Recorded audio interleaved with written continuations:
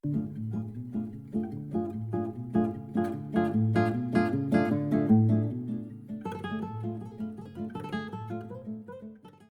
going on, everybody? Welcome into the end of March. Oh my goodness, it has gone quick. I feel like obviously the last 2 years have gone quick. Today is March's Mental Health Monday, and we're going to get real personal in my own life right now, and here it goes. I am Sean Welsh, and I am a phoneaholic / workaholic.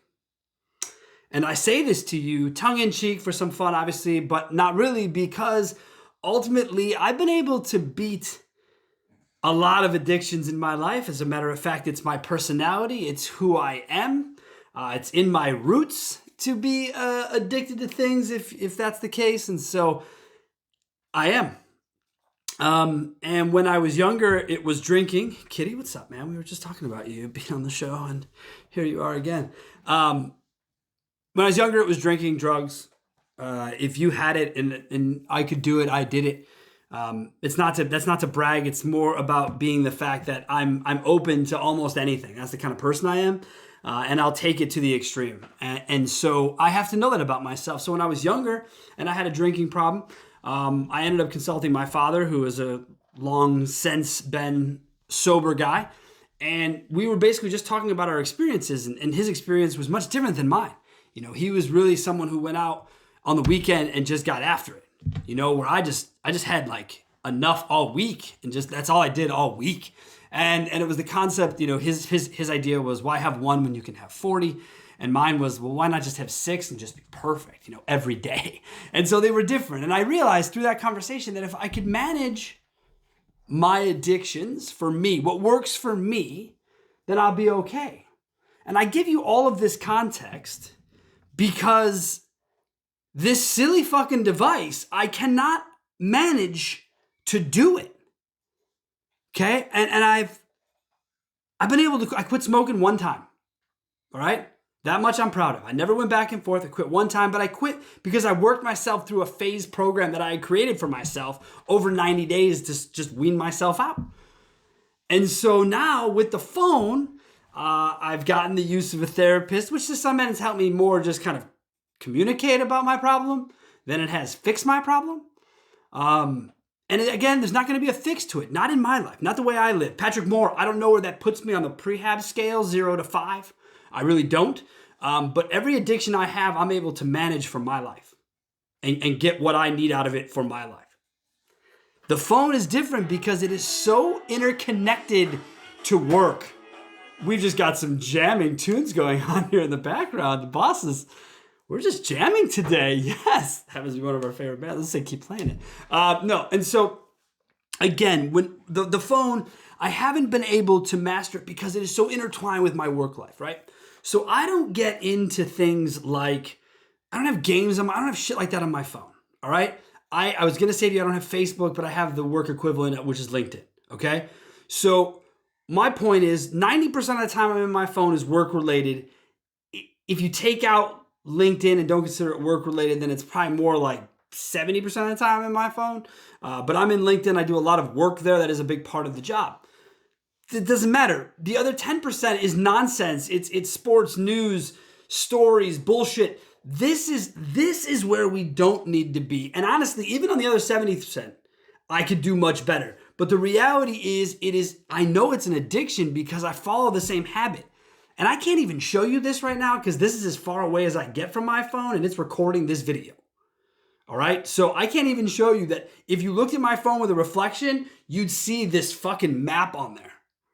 All the apps, everything that happens, it's always the same exact thing. And I even try to open my phone and do something different. I almost can't. Every time I open my phone, boom, go through this, 0, nothing, 2 messages, 3.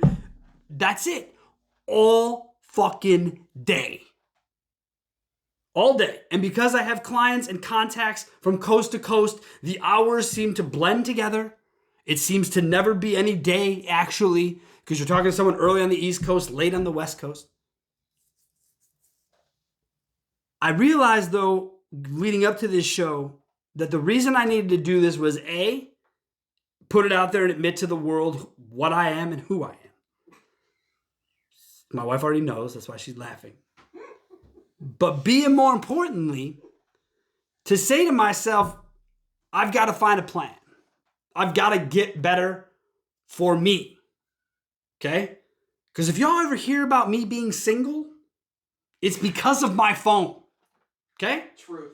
That's truth. Okay? So if you ever like, who's your producer? I'm my own producer. Shit has gone off the rails. Okay? The phone has cost me a divorce, which ultimately is my fault. Because I am the owner of the phone. And the worst part is that I don't even use the phone for what it's meant for enough to be on it, right? I don't talk to anyone on it. I don't. No one calls anyone anymore. I would love that. If people would rather call me than email me, I'm in for it, guys. I really am. I am, because I can make a conversation quick. We can get off and be done with it. Emails stack up and people have more questions. Phone calls, easy, quick. Anyways, point is, I need to be better on this. I need to have a plan that works for me, because the idea of phone sobriety, not an option. And I know that. I can't not have a phone being a phone the way I operate my business for me. Can't. So we're going to find a way to coexist, me and the phone, in a relationship that's more on my terms. I'm not in this relationship. Then on its terms, right? And we're going to do it. We're going to accomplish this. We know it's going to be tough. The wife, she's not on board, because she's heard this, like any good addict, she's heard this a million fucking times, guys. Just a politician. She's got, right, she's politician, addict, whatever you want to use, right? So again, and please don't take light. I'm trying to have fun with the topic. Addiction's no laughing matter. That's not what I'm trying to say. I am addicted to the phone. That is not something that I take lightly. But if we can't find some light in it, we're going to be stuck in all the negative about it. For me, I'm never going to get out of anywhere. So I'm going to have to see the fun in all of it. And that's why I appreciate the show. I appreciate your audience support as always. I know you're dealing with it, right? At some level, whether it's because you are in Facebook too much and not in working up, whatever it is, you are in the device. Most of us probably have a fairly unhealthy relationship with our device, even if we can't see it ourselves. And so that's where I'm going to leave you. I'm going to do better. I hope you can do the same. Thank you so much. You're not going to want to miss next week. We're going to take a couple vendors out back to the woodshed. Have a great week. See you again.